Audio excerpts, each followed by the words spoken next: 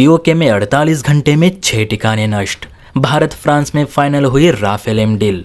भारतीय सेना के डर से 500 पाक सैनिकों ने दिया नौकरी से इस्तीफा।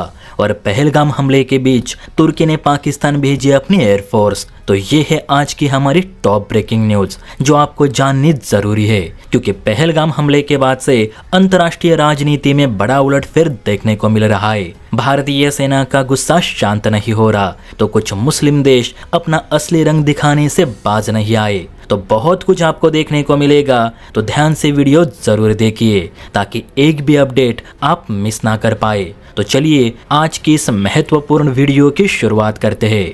सबसे पहले खबर की बात करें तो वो भारतीय सेना की ओर से निकल कर आई है। लेटेस्ट मीडिया रिपोर्ट्स के अनुसार भारतीय सुरक्षा बलों ने बीते 48 घंटों में पीओके में मौजूद करीब 6 आतंकी ठिकानों को नष्ट कर दिया। दरअसल पहलगाम में आतंकी हमले के बाद जम्मू कश्मीर में सेना लगातार आतंकियों के ठिकानों को ध्वस्त कर रही है। इस अभियान के तहत भारतीय सुरक्षा बल आतंकियों के घरों और उनके बुनियादी ढांचों को सीधे बम से उड़ा रही है। इसी बीच कुपवाड़ा जिले के कलारुस इलाके में यानी पीओके के नजदीक आतंकी फारूक ताड़वा के घर को सुरक्षा बलों ने उड़ा दिया है।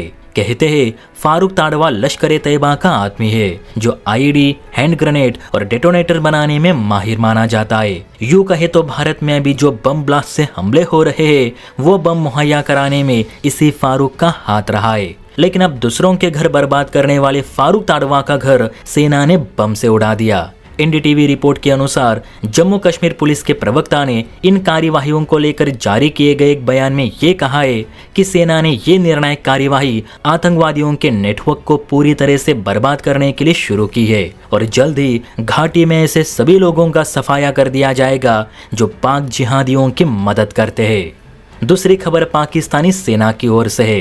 आप स्क्रीन पे दिख रहे आर्टिकल में देख सकते हैं कि पाकिस्तानी सेना के करीब 500 सैनिकों ने अपनी नौकरी से इस्तीफा दे दिया है, जो कि असीम मुनीर के लिए नई मुसीबत बन चुकी है। दरअसल पाकिस्तानी सेना में हाल ही में बड़े पैमाने पर विद्रोह की स्थिति बन चुकी है, जिससे पाकिस्तान की सुरक्षा व्यवस्था पर गहरा संकट मंडरा रहा है। सैन्य अधिकारियों के बार बार बदलते आदेशों, मानसिक थकान और पारिवारिक दबाव के चलते 100 से अधिक सैन्य अधिकारियों और 500 से ज्यादा पाक सैनिकों ने इस्तीफा दे दिया है। इस सामूहिक इस्तीफे ने भारत पाक सीमा पर पाकिस्तान की सैन्य तैनाती को गंभीर खतरे में डाल दिया है। पाकिस्तान के 11वीं कोर के commander lieutenant general Umar Ahmed Bukhari ने इस स्थिति पर चिंता जताते हुए पाक सेना मुख्यालय को पत्र लिखकर ये कहा कि इस संकट के कारण पाक सैनिकों में असमंजस और तनाव काफी बढ़ चुका है, क्योंकि सैन्य कमांडर स्पष्ट निर्देश देने में असफल हो रहे और बार बार आदेशों में बदलावों के कारण सैनिकों में मानसिक दबाव और असंतोष काफी उत्पन्न हो रहा है।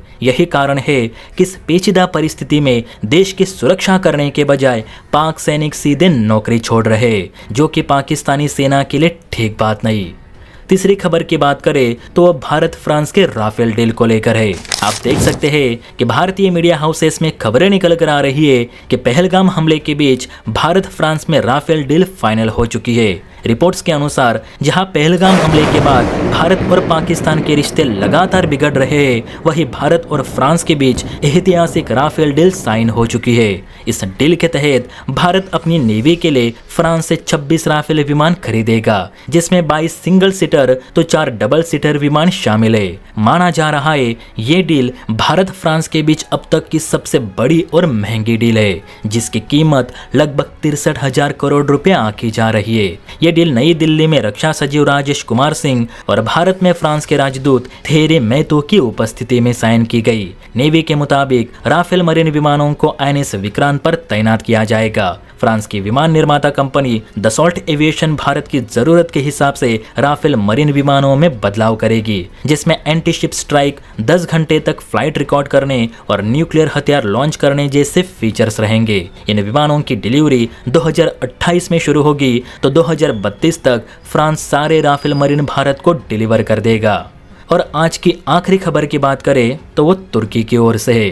और इस खबर ने साबित कर दिखाया है कि सांप को कितना भी दूध पिलाओ वो डसना कभी नहीं छोड़ता। देखिए स्क्रीन पे नवभारत टाइम्स का आर्टिकल है जिसमें साफ साफ लिखा गया है कि चीन के बाद तुर्की ने पाकिस्तान को हथियारों की सप्लाई शुरू कर दी है।